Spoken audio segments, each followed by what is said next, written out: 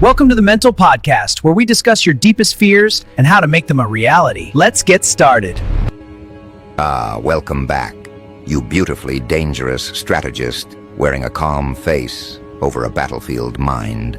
You, yes, you, the one who finally made someone confess what everyone else has been whispering in their skulls, but never dared to articulate out loud. They admitted it. They said it.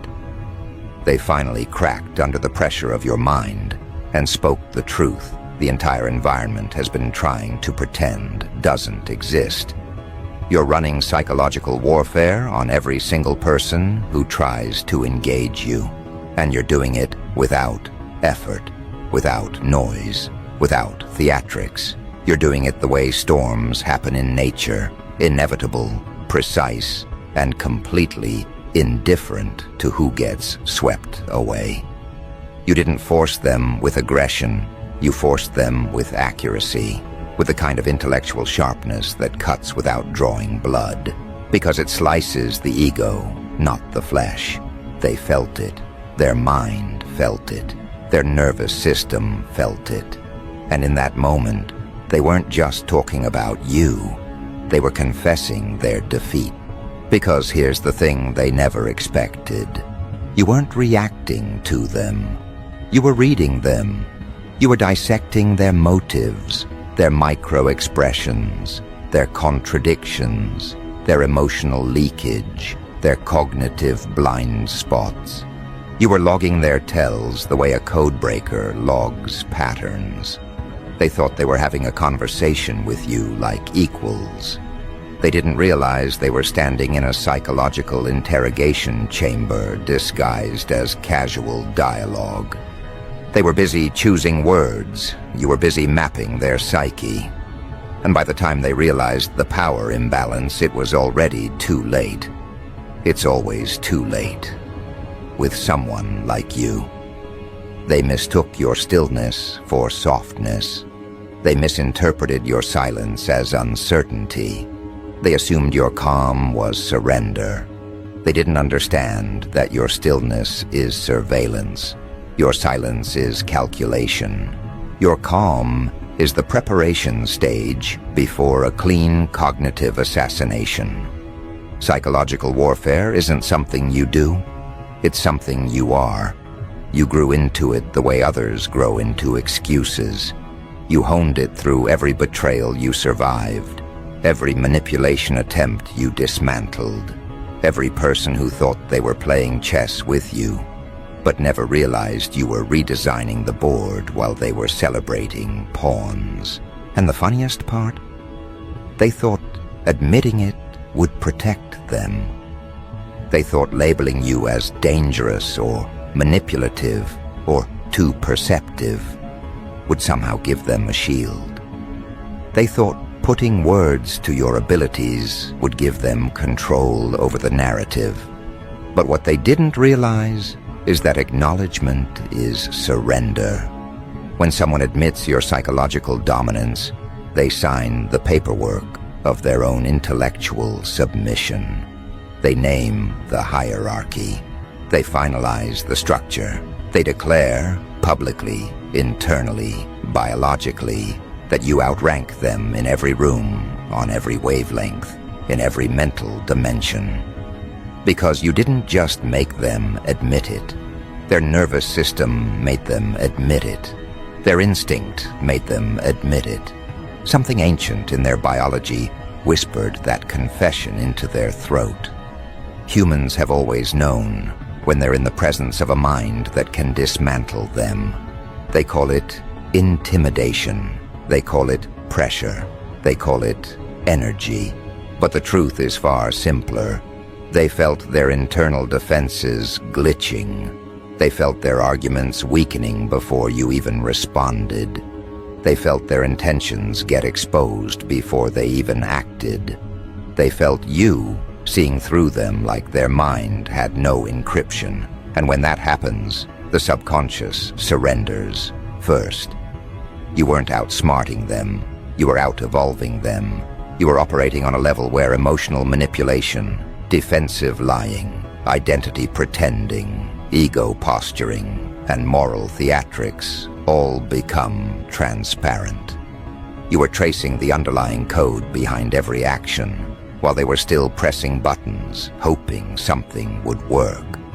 And when nothing worked, when every narrative they tried collapsed in their own hands, they did the only thing left for them to do. They admitted what you are, a psychological warfare architect. And the moment those words slipped out of their mouth, everything changed. Because now the truth is out. Now the label is public. Now the hierarchy is visible. You're not the quiet one anymore, or the observer, or the reserved one. You're the operator, the analyst, the strategist, the one who sees through shadows and between sentences, the one who catches motives before they're acted on, the one who understands people better than they understand themselves. And once someone admits that, once the environment hears it, even if only energetically, your role in the social ecosystem shifts. You become the unpredictable element, the one people calculate around, the one whose silence terrifies more than other people's anger, the one whose presence rearranges behavior and filters truth.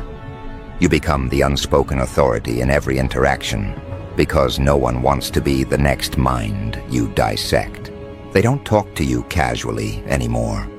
They talk to you cautiously.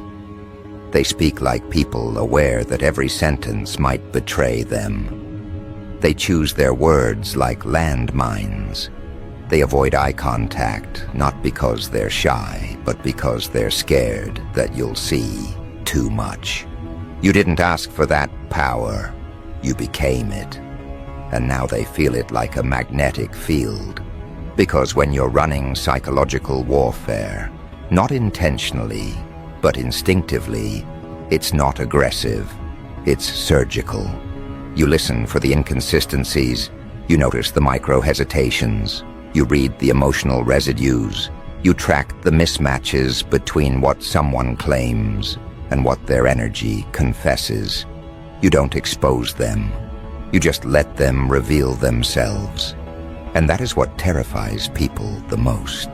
You do nothing and they collapse anyway. Their defenses crumble because your presence forces authenticity. Their lies lose coherence because your silence destabilizes them. Their personas glitch because your perception bypasses every mask they know how to wear. Psychological warfare, in your case, is simply the natural consequence of being too perceptive in a world too comfortable with self-delusion. And that's why they finally admitted it.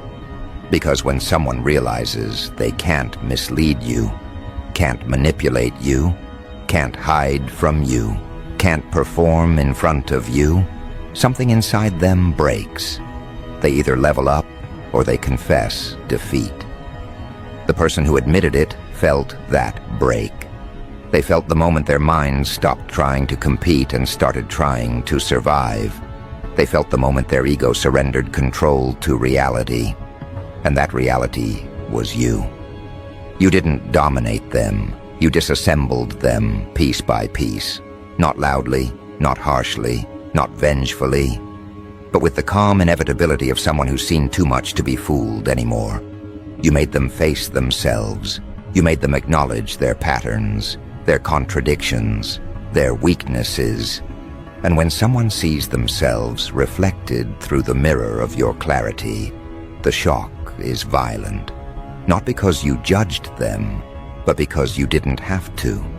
The truth revealed itself. You just witnessed it. That is the highest form of psychological warfare. Not forcing the truth, but revealing it through presence alone. Most people rely on manipulation to gain advantage. You rely on perception. They rely on tactics. You rely on instinct. They rely on noise. You rely on silence. They rely on strategy. You rely on understanding. They rely on appearances. You rely on patterns. And patterns always win. When someone deals with you, they are not dealing with a person. They are dealing with a mind that evolved through chaos, sharpened through betrayal, trained through survival, and recalibrated through observation. You didn't learn how to read people. You were forced to. You didn't study human behavior. You decoded it as a matter of psychological survival. You didn't master the mind of others. You mastered your own, and everything else became obvious by comparison. That's why they confessed. Not because they wanted to, but because something in their internal circuitry snapped under your intensity. They saw the way your eyes didn't flinch, the way your tone didn't waver, the way your words landed with surgical precision, skipping emotion and going straight for the architecture of their psyche. They realized in real time that they were not leading this conversation.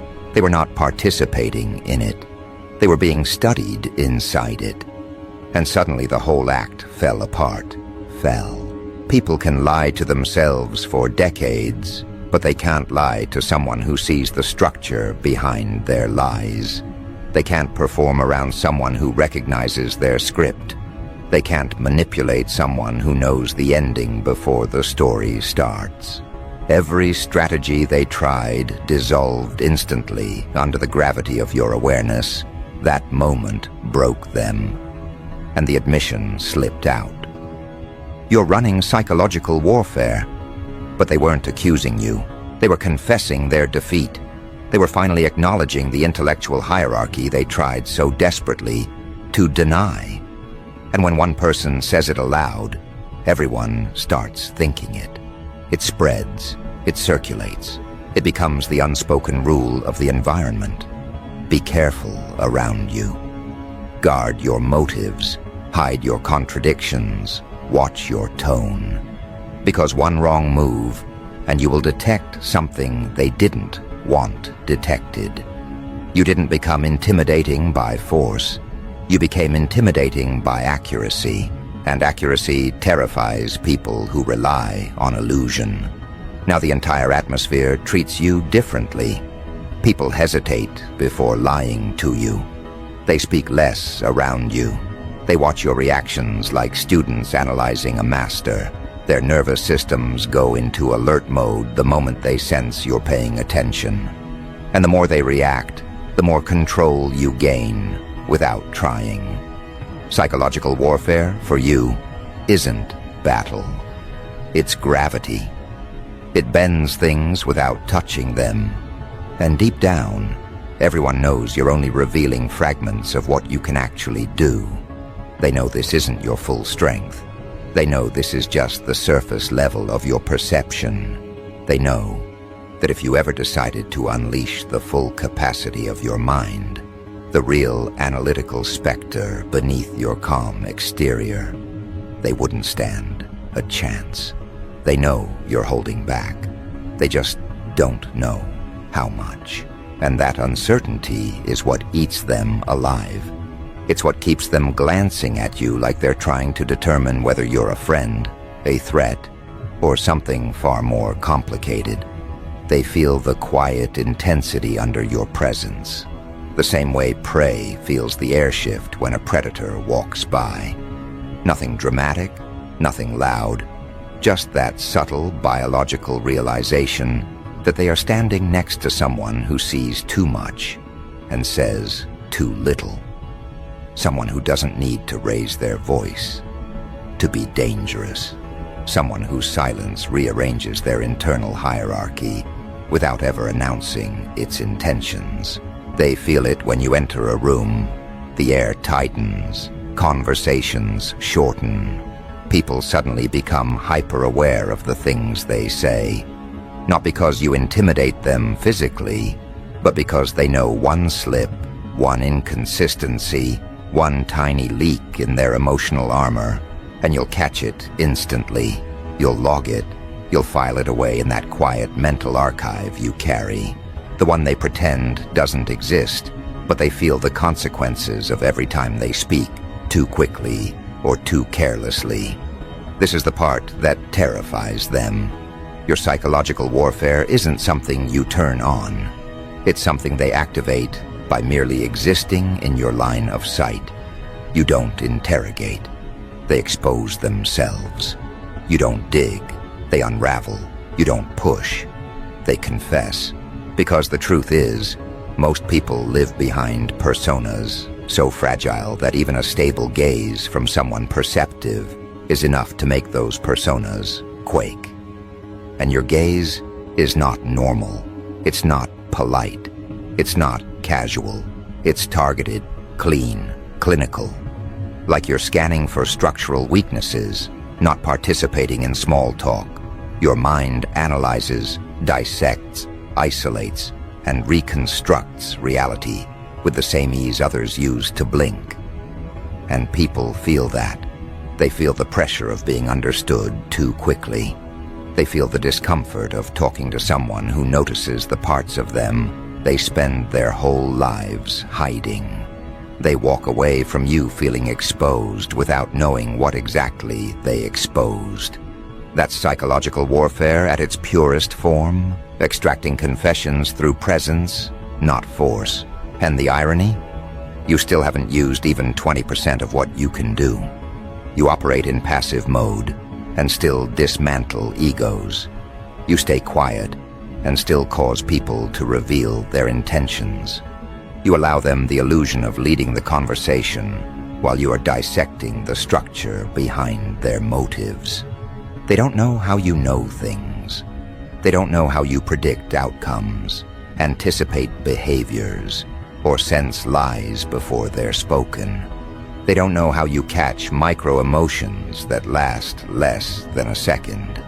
They don't know how your mind maps their psyche while they're still trying to decide which version of themselves to present. What unnerves them most is that nothing gets past you. Not pride, not insecurity, not attraction, not resentment. Even when you say nothing, your silence generates revelations inside them. They replay conversations with you hours later, realizing that you weren't responding to their words.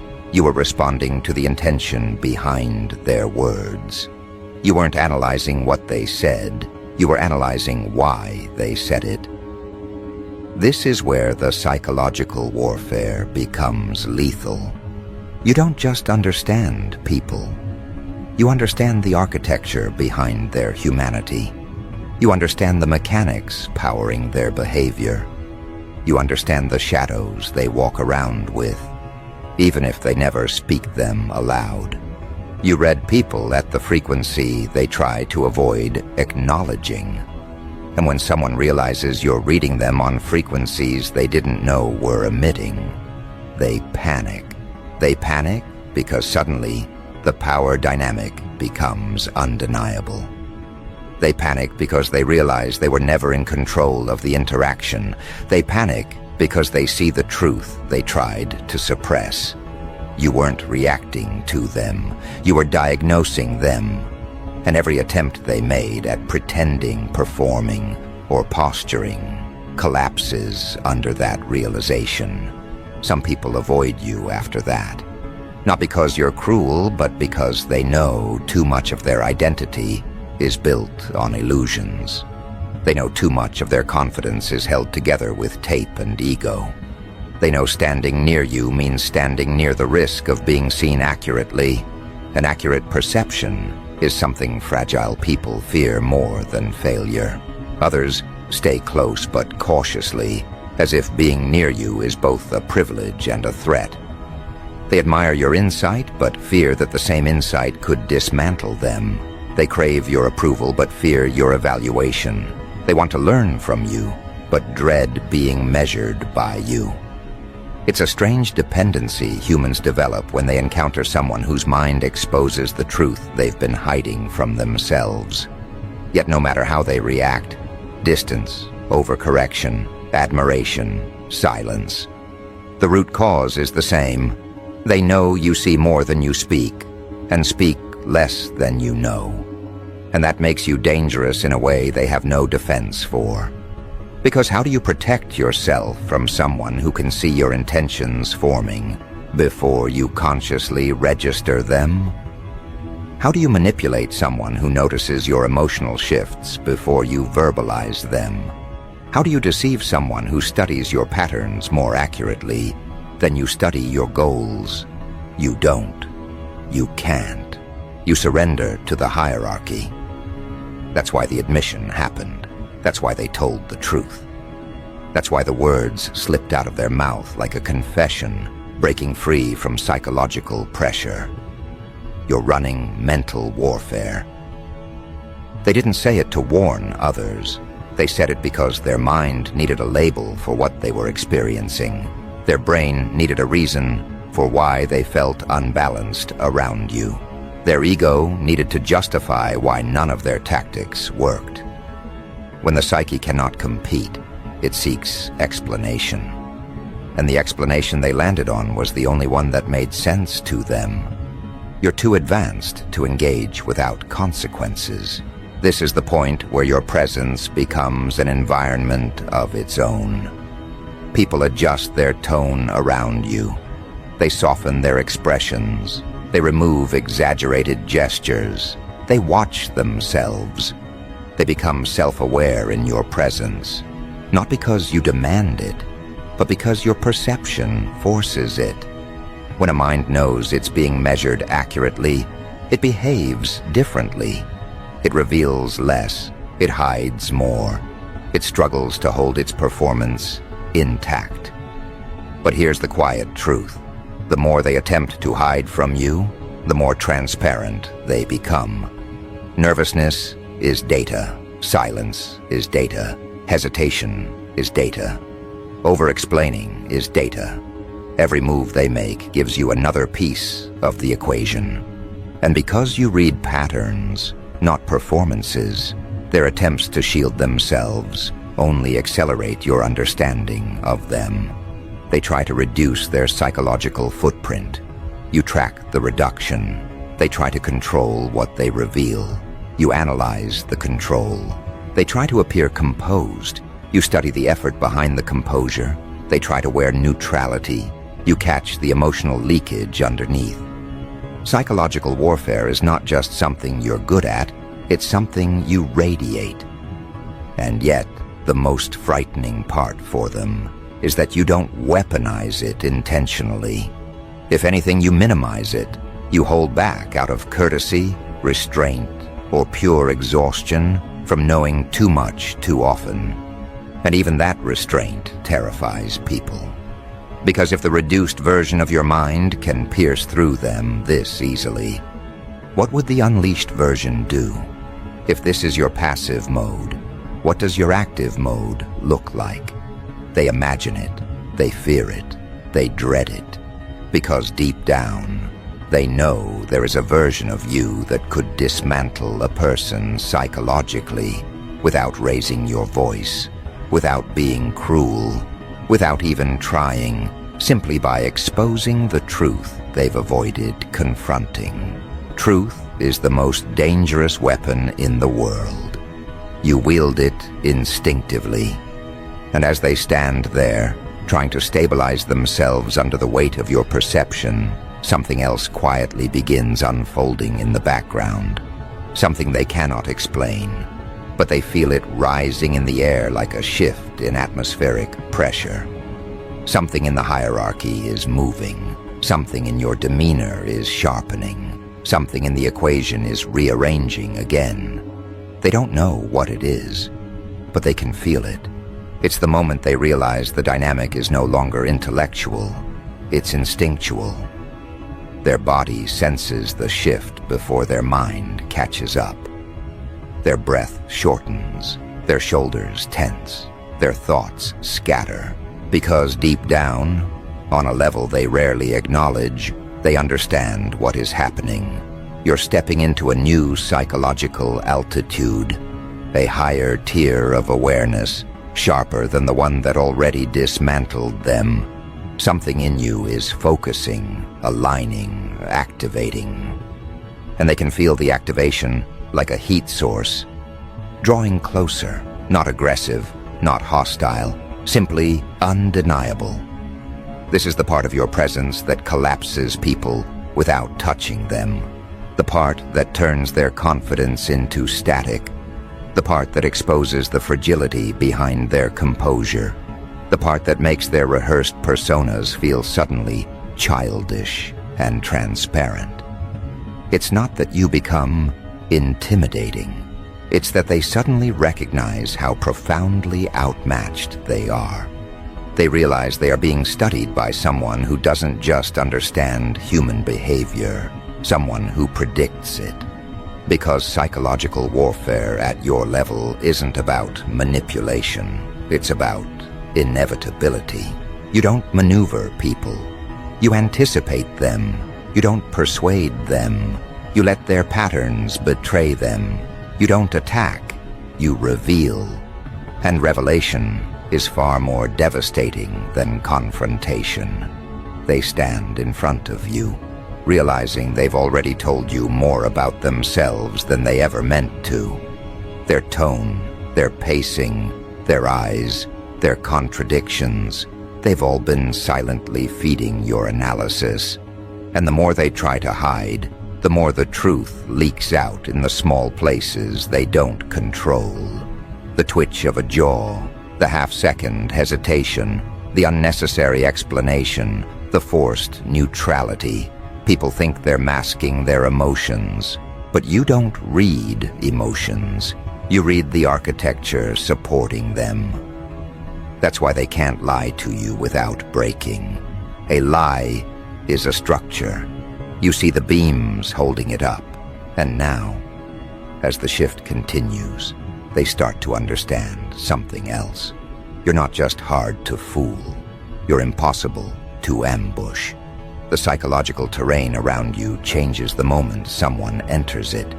The room becomes a field of exposed wires and pulsing signals, each of them revealing information they never meant to share. They thought they were coming to you with strategy, but strategy fails when the opponent sees the intention forming before the move is executed. Their panic begins quietly. You notice it long before they do. A subtle tightening around the eyes, a pause pregnant with uncertainty, a forced swallow as if their throat is resisting their words. They're not reacting to you. They're reacting to what you represent. You represent the collapse of their illusions. And once illusions collapse, people have two options: evolve or crumble. Most crumble. They emotionally fold because they've never been forced to face a mind that doesn't allow distortion. They've navigated their whole lives through half-truths, masked intentions, social choreography. But none of that choreography works on you. Your perception cuts through performance like it's made of smoke. Their personas fall apart before they finish stepping into them. They are naked in front of a mind that dissects invisibly. And here's the part they fear but never say out loud. They can feel when you start to analyze deeper. You don't change expression. You don't change posture. You don't change tone. But something shifts. Your silence becomes heavier. Your gaze becomes sharper. Your stillness becomes threatening.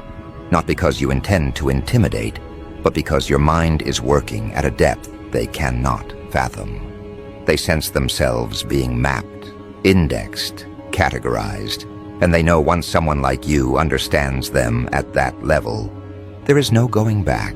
They cannot use their old tactics anymore. They cannot manipulate anymore. They cannot pretend anymore. You strip away every psychological hiding place they have. That's what they feel happening in that moment, the disappearance of their hiding places. And when someone has no place to hide, the only thing left is honesty or collapse. But honesty requires strength, and collapse requires surrender. Most people don't choose either consciously. They fall into emotional confusion instead, scrambling to stabilize their identity in the presence of a mind that sees them more clearly than they see themselves. You watch them toggle between personas, trying to find one that doesn't feel fragile under your gaze, trying to find a version of themselves that doesn't tremble under your analysis. But every version fails, not because they are weak, but because you are too accurate. Accuracy is the natural enemy of performance. You don't attack their persona, you simply perceive beyond it, and perception destroys the illusion. And the moment they realize that perception is intentional, not accidental, something in them flips. They stop thinking about the conversation. They start thinking about survival. Not physical survival, psychological survival. They start adjusting their words mid-sentence. They start sitting differently. They start scanning your eyes for micro-shifts. They start forcing calmness into their tone. They start hiding motives before they even fully form in their mind. But that's the tragedy of standing in front of someone like you. Every attempt to hide becomes new data. Avoidance is data. Fear is data. Over-socializing is data. Under-explaining is data. Your psychological warfare is not a weapon. It's a feedback loop. The more they react, the more you understand. The more you understand, the more they react. Until suddenly, they're stuck in a spiral of self-exposure they cannot escape. You remain calm. They unravel in slow motion. You remain neutral. They trip over the weight of their own intentions. You remain observant. They feel themselves being read like an open dossier. And then it hits them, a brutal, quiet, paralyzing realization. You're not fighting them. You're not defending yourself from them. You're not even engaging them. You're profiling them. And that is when their ego collapses completely. Because humans can handle challenge, debate, disagreement, but they cannot handle accurate psychological profiling performed effortlessly. Profiling removes their ability to deceive, manipulate, posture, or hide. Profiling reduces their entire identity to observable patterns. Profiling exposes their weaknesses without you ever naming them. They realize you're not dangerous because of what you say. You're dangerous because of what you see. This is where the atmosphere around you begins to bend permanently. Even people who haven't interacted with you yet start hearing about the way you see things. They hear stories of moments where you predicted outcomes with eerie accuracy. They hear how you exposed someone's contradiction without raising your voice. They hear how you disarmed someone's manipulation attempts by simply remaining silent. They hear how someone admitted your psychological dominance because resisting it felt pointless. You don't even have to prove anything anymore. Your reputation speaks before you do. And suddenly, the room rearranges itself when you enter. People shift into new behavioral modes. Someone stops lying mid-sentence. Someone else closes their mouth before oversharing. Someone becomes strangely polite. Another becomes overly cautious. You haven't said a word. You haven't made a move. But the mind of the environment recalibrates the moment your presence registers. They don't fear you. They fear what they might reveal in front of you. They don't fear your words. They fear your interpretation of theirs. They don't fear confrontation. They fear exposure. Because psychological warfare is not about aggression. It's about accuracy so sharp it feels like violence to the ego. And you are accuracy incarnate. And that's where everything breaks open. Quietly, invisibly, but unmistakably.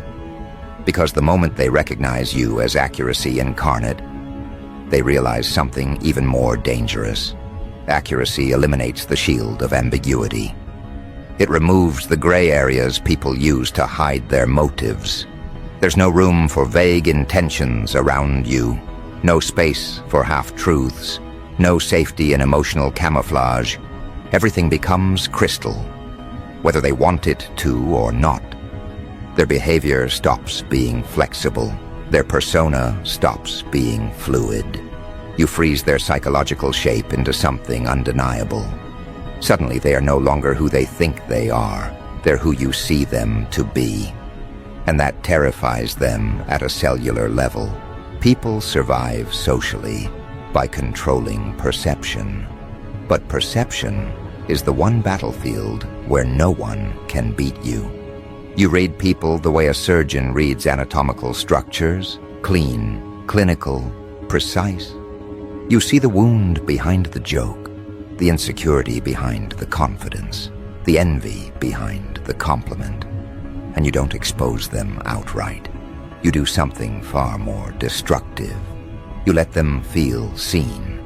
You let them experience that fleeting, chilling sensation of being understood too deeply. And once someone feels that, they can never relax around you again. Because what's psychological warfare, if not the ability to collapse someone's illusion of control simply by perceiving the truth they thought was invisible? And you don't even have to try. Your perception is not a weapon you wield. It's a field that people enter. And the field forces confessions. It forces authenticity. It forces the collapse of every defensive identity structure they rely on. Their behavioral patterns warp under your observation. Their thoughts become louder in their own head because you absorb the micro-signals they don't know they're leaking. And the irony is brutal. You are not doing anything to them. You are doing something through them, because psychological warfare at your level is not performed, it's activated. The moment someone tries to deceive you, they activate it. The moment someone tries to manipulate you, they activate it. The moment someone plays emotionally sideways, they activate it. Your mind doesn't start the war, your mind finishes it. This is why the admission happened. This is why they slipped, stumbled, and confessed aloud that you're running mental warfare on everyone. They didn't say it as a joke. They said it as an observation so raw, it startled even them. Because when the human brain encounters a mind it cannot predict, cannot deceive, cannot navigate, it defaults to honesty. Not moral honesty, biological honesty, instinctual honesty, the kind that overrides ego. You forced them into that honesty simply by existing at full perceptive strength. And now that the truth is out, now that everyone around you recognizes you as the silent operator of psychological dynamics, something far more interesting begins emerging. Your influence becomes structural, not situational. You don't just affect individuals, you affect environments. You restructure social dynamics simply by being part of them. Rooms readjust to make psychological space for you. Conversations reshape themselves to avoid looking foolish in your presence. People practice their stories before telling them to you, editing out the emotional fluff that would collapse under your scrutiny. They prepare for you like they're preparing for an exam. Even people who claim not to be intimidated by anything lower their voice when they talk to you. Not by choice, by instinct. Because instinct acknowledges hierarchies long before intellect does, and your hierarchy is not about status or dominance. It's about cognition. It's about insight. It's about the frightening reality that you understand too much for anyone to feel psychologically comfortable around you, without first purifying their own intentions. But here's the piece no one dares to say aloud. The real reason they fear your insight. You don't weaponize information. You weaponize understanding. Information can be hidden. Understanding cannot. People can defend against exposure of facts. They cannot defend against exposure of patterns. Facts can be disputed. Patterns cannot. A lie can be denied. A behavioral blueprint cannot. And you don't focus on the story they tell. You focus on the architecture of the story. You don't judge their words, you judge their calibration. And this is where your psychological warfare reaches its apex. Because they begin to understand the most devastating truth of all. You know the version of them that even they're afraid to meet. You know the shadow behind their ambition. You know the fear behind their confidence. You know the wound behind their anger. You know the envy behind their politeness. You know the desire behind their restraint. And you know all of this before they've finished their first sentence. This is what people mean when they say you're running mental warfare. It's not that you manipulate others. It's that your awareness dismantles their ability to manipulate you. They lose the power of illusion. They lose the power of subtlety. They lose the ability to craft narratives. You create a psychological vacuum where only truth can survive. And truth is the one thing people lie to themselves about most. And when someone realizes they can't lie to themselves in front of you, they panic. Some panic quietly, smiling through their discomfort. Some panic defensively, pretending confidence they don't possess. Some panic aggressively, trying to force a power dynamic that simply doesn't exist. Some panic passively, becoming overly agreeable to avoid standing out. But all of them feel the same thing, the collapse of psychological advantage. You don't take their power. Their power dies on contact. Because a mind built on illusion cannot stand in front of a mind built on clarity. And clarity is your native environment. This is where the psychological warfare shifts from interpersonal to existential. They're no longer afraid of losing an argument. They're afraid of losing their identity. They fear becoming transparent in front of someone who won't weaponize it, but will witness it. Witnessing is more devastating than confrontation. When someone realizes you've seen the parts of them they want to keep hidden, they don't feel defeated. They feel exposed. Exposure destroys ego faster than criticism ever could. And when someone feels exposed, they do something predictable. They start compensating. They adjust their tone. They correct their posture. They choose safer topics. They avoid deeper truths. They speak in half-felt emotions. They soften their thoughts so they don't sound insecure. They sanitize their opinions so they don't sound fragile. The whole environment becomes a performance centered around avoiding your accuracy. Your presence forces everyone else into strategy mode. But strategy never works against someone who thinks 10 layers beneath strategy's surface. They try to stay composed, not realizing you are studying the effort behind their composure. They try to sound confident, not realizing you are hearing the fear inside their vocal tension. They try to look relaxed, not realizing you are reading their body's micro-responses, the ones that betray suppressed stress.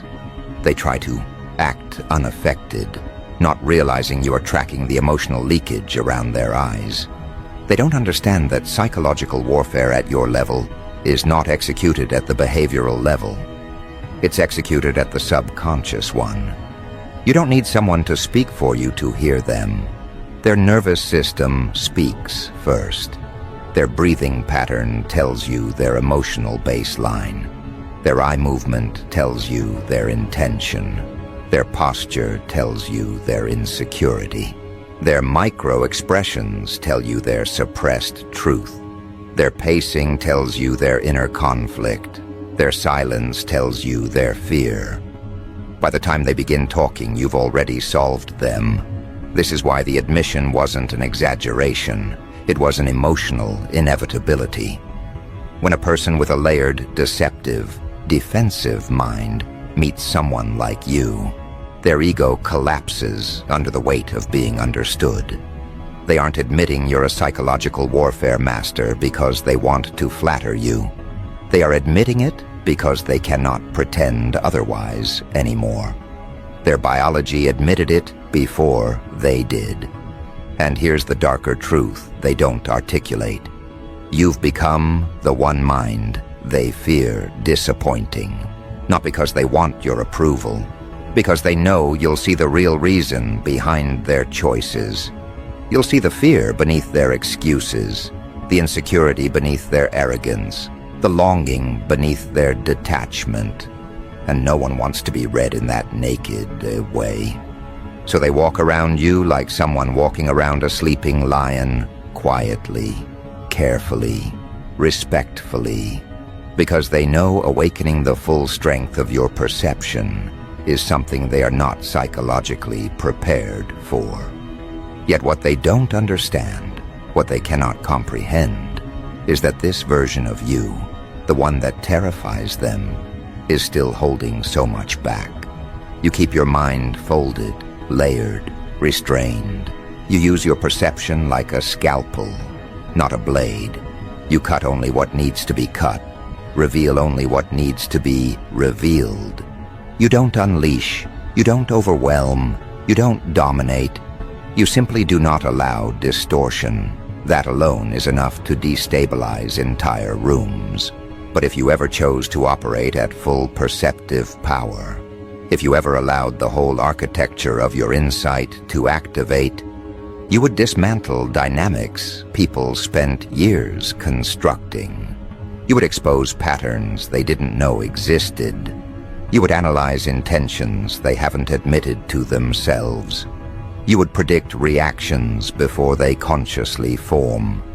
You would become a walking psychological mirror so clear it would annihilate every ego that tried to stand in front of it. That is what they fear. That is what they sense. That is why the air changes when you walk in. They aren't preparing for who you are. They're preparing for who you could become. Because the most devastating truth about you is this: you haven't even begun your psychological warfare. They only tasted the passive version, the restrained version, the quiet version. And even that was enough to break their confidence. You didn't attack their mind. You destabilized it by existing near it. You didn't challenge their narrative. Your perception dissolved it. You didn't confront their deception. Their deception collapsed under the weight of your accuracy. They're not afraid of losing to you. They're afraid of what you'll see when you're looking through them. And as this realization sinks deeper into the environment, saturating every conversation, every glance, every interaction, something irreversible begins to crystallize. They start adjusting permanently. They become more careful permanently. They speak slower permanently. They filter their own thoughts permanently. Their psychology reorganizes itself around your presence, like an ecosystem adapting to a new apex predator. This is not domination. This is not manipulation. This is not control. This is what happens when a mind evolves beyond the settings of the collective. Your existence resets the environment. It upgrades the subconscious rules everyone follows. It rewrites the dynamic of power in silence. It enforces truth without ever demanding it. It reshapes hierarchy without announcing it. It dismantles illusions without touching them. And as this new structure solidifies, as people begin living by the unspoken laws your presence creates, one final understanding dawns on them with chilling clarity. You didn't force them to admit the truth. Your mind made the truth undeniable. You didn't choose psychological warfare. Psychological warfare is simply what happens when someone like you stops hiding their intelligence. You aren't running the game. You are the reason the game exists at all.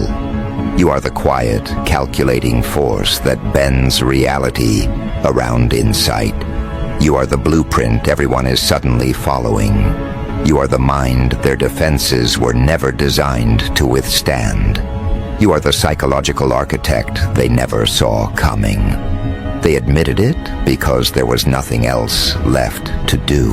And deep down, beneath every word they speak, beneath every look they try to hide, beneath every behavior they modify in your presence, Their subconscious whispers the truth they can no longer escape. You didn't just master psychological warfare. You became the atmosphere it breathes in,